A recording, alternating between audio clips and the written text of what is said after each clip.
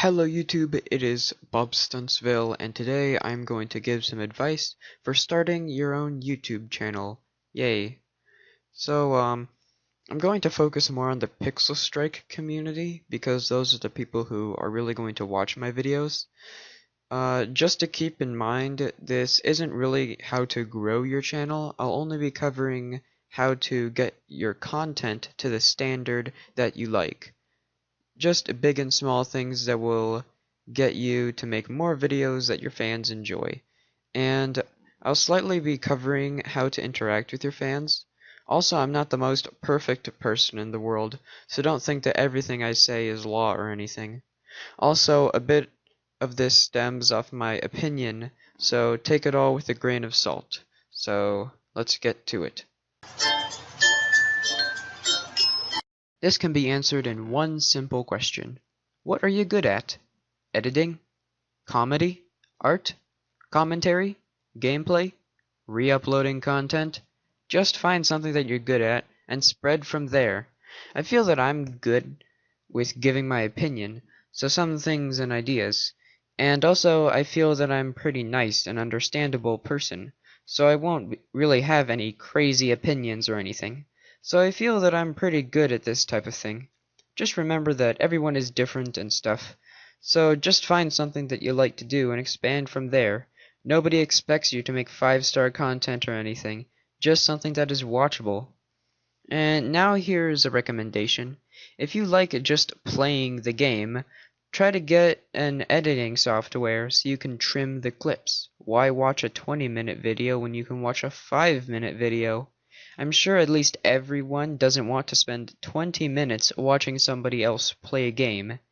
And if they would, then you really gotta make it enjoyable. Just try to edit down the gameplay. Only show the important bits, like if you gotta kill, or die, or say something funny. I have an example of this. I made a video called Local Boy Plays Game and Gets Killed. And in reality, it's just me playing an extremely laggy game on my PC that can't handle it. But the thing is, it's not an hour long. It's only 12 minutes. I played that game on my trash computer for an hour and was able to cut out as much of the boring parts as I could. And it wasn't that difficult. You don't need a $200 video editor. I did it all in Windows Movie Maker. You can make your own content if you have the time and energy. Do something that people want to watch. This is my tip. If you can't watch the entire video willingly, nobody else will. Play that note block nicely. Intros can be pretty cool, but there are two main things that you need to consider when using an intro: length and transition. How long is it, and does it fit with your channel? First, length. You don't want to sit through a 20-second long intro every video, and I'm sure your fans wouldn't either. Think of it as an ad. You don't want an ad to be too long. People skip ads for a reason. It's boring and not necessary. I'm not saying that all intros are bad. I'm just saying that intros should be short, or they'll get annoying very quickly. Somewhere around 5 or 6 seconds should be the maximum. And second, transition. I've seen way too many people having a very loud intro and have the quietest mic ever. Make sure that your intros match your content. If you have loud and energetic videos, a loud intro is pretty good for you. And if you have calm and quiet, then have some ambient music in your intros. Also, just a side note, don't have these free flashing light intros, because they are normally really loud, low quality, overused, and most of them you can't even read the text shown. Try to make your own intro if you can, but maybe just don't have one. A lot of people choose not to have an intro, and they are doing perfectly fine. I don't have an intro at this time, but I'll get one when my animation software thing actually starts working, so stay tuned. Now I'm sure people don't want to waste their time watching a long video that is only gameplay, so you gotta add a little dazzle in there to keep them watching. The most common things are music and commentary. Music is just easy to do. Just download some random music and put it over your gameplay. The only real tip that I have are make sure your music fits the theme of the video and make sure that you don't use copyrighted songs. Some royalty-free music can be just as good, and make sure you credit the original musician for their work. And now for commentary. It's actually a lot more difficult to commentate than a lot of people would normally think. You don't want to sound like an idiot saying stuff like, "Oh, I got a kill. Oh, I died. Oh, the game ended." It's just boring. Try to say something about what's happening, or crack a joke about the current situation, something that is enjoyable. My tip for you is if you can't think of anything to say, try to invite a friend over on Skype or Discord and play with them. Then you can just talk and have a wonderful conversation. And remember, if you have a video editor, you can just edit out all the boring bits. Easy. Your fans are the single most important part of your YouTube channel. You make videos specifically for them, and you want them to enjoy it. That's the only reason why they watch your content. Always think of your fans first before you make a video, and interacting with them is also very important. If they ask for something, then try to give it to them. The best way to interact with them is to look through your comments. There are people who give you helpful advice on how to grow and how to improve, and some people will just say first and pin me. It's not good to acknowledge them, all they want is attention.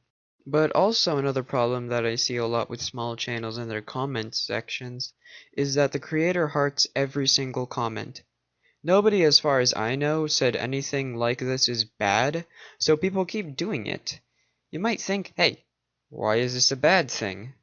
Well, here it is. It's generalizing everyone to the same specific level. No one is better than the other. I remember about 2 weeks ago, I left some constructive criticism on somebody's video, and they hearted it.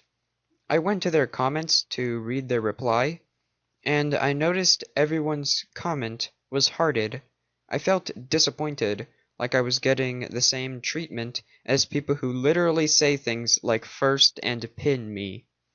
Of course, I'm not saying you should ever heart comments. Hearting comments is actually pretty beneficial, but you need to use them responsibly. If someone leaves some spam like first or pin me, then ignore it. If someone asks a question, answer, and if they asked a good question, then heart. Just remember that a heart is a function as a type of indication saying that the creator of the video enjoyed the comment.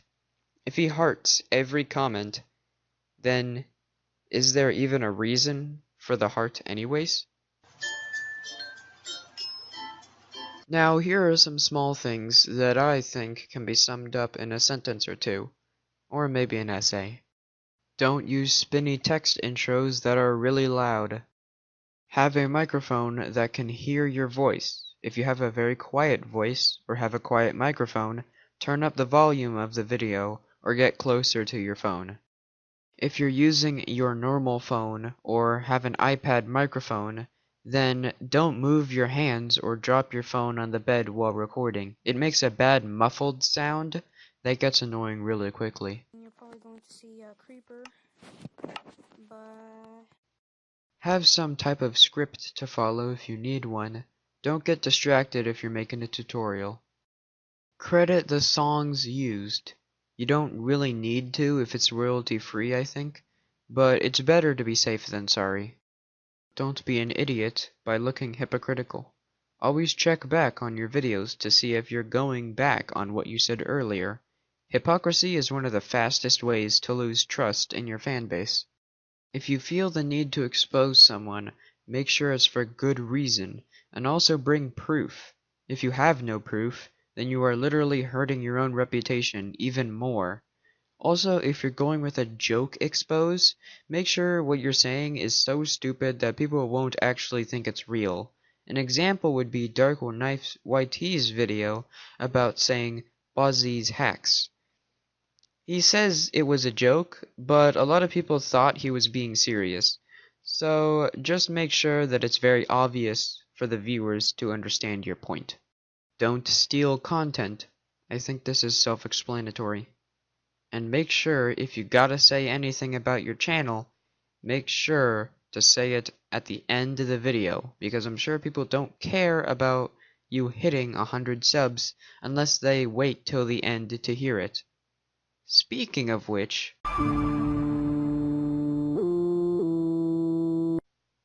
yes, that's right. After about a year of work, I've finally managed to hit 100 subs. Now I can join the cool kids club. Also, as my last piece of advice for this video is something directed towards the viewers watching this video. I noticed a lot of people were commenting things like, I deserve more subs and views, and you're right. But really, how? How will I get those views? Really, by the way YouTube is set up, I just gotta put some lady part in my thumbnail and get all the views. But there is a better option than ruining my reputation forever, and that involves the people actually watching this. If you think I or any other content creator deserves more views, then why aren't you sharing the content? At least for me, I've only seen one person share any of my videos, and I will be marking him as the little engine that could, and his name is #NotGayAndProud.